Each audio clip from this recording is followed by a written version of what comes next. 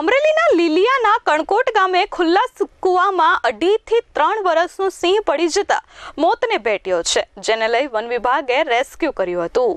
અમરેલી જિલ્લાના લીલિયાના કણકોટ ગામે ખુલ્લા કૂવામાં સિંહ પડી જતા સિંહનું મોત થયું છે।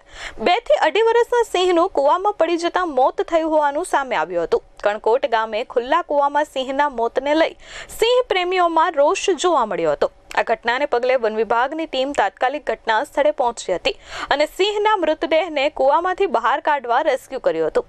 લીલિયા પંથકમાં વાડી વિસ્તારમાં ખુલ્લા કૂવાઓ વન્ય પ્રાણીઓ માટે ચિંતાજનક છે। લીલિયાના કણકોટ ગામે સિંહના મોત થયાની બીજી ઘટના બનતા વન વિભાગમાં દોડધામ મચી ગઈ હતી।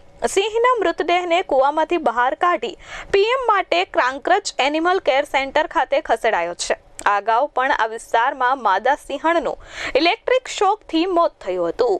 અમારા માટે જે પ્રાણી પ્રેમીઓ માટે તો દુઃખદ ઘટના કહેવાય કે આવા સરસ મજાની રાષ્ટ્રની સંપત્તિ અમારી નજર સામે બેદરકારીના કારણે અવસાન જાય ત્યારે એક દુઃખદ બાબત છે કે વખતો વખત અમે જંગલ ખાતાને કીધું છે કે ભાઈ કૂવાઓને તમે સુરક્ષિત કરો, બાંધો, ઉપર જાળીઓ લગાવો, પરંતુ સાર્વજનિક કૂવાની અંદર આજે જે કણકોટ લીલિયા તાલુકાના મોટા કણકોટ ગામના પીવાના પાણી માટેનો 20x20નો શેત્રુજી કાંઠાના કૂવામાં આ સિંહનું અવસાન થયું એ ખરેખર દુઃખદ છે અને જંગલ ખાતાએ આ બાબતે ગંભીરતાથી લેવી જોઈએ। આવા અનેક કૂવાઓ અવાવરા પડ્યા હોય, ખેડૂતોના કૂવા હોય, સરકાર જો ખરેખર સિંહોની સુરક્ષા કરવા માગતી હોય તો આ તમામને બાંધી દેવા જોઈએ, જાળીથી સુરક્ષિત કરવા જોઈએ અને માનવ વસવાટ અને સિંહો વચ્ચે વખતો વખત ઘર્ષણ થાય છે તો એના માટે મશાણ આપવા જોઈએ અને જંગલી પ્રાણીઓને પણ સુરક્ષિત કરવા માટે તાત્કાલિક ધોરણે ગ્રાન્ટનો અભાવ બતાવવામાં આવે છે તો આ બજેટની અંદર ગ્રાન્ટનો સમાવેશ કરી અને ખાસ સિંહોની સુરક્ષા માટે કે વૃહદ ગીર એરિયા કહેવાય, પાલીતાણા ટુ શેત્રુજી વિસ્તારનો અમારો આ જે પટ્ટો છે વૃહદ ગીર છે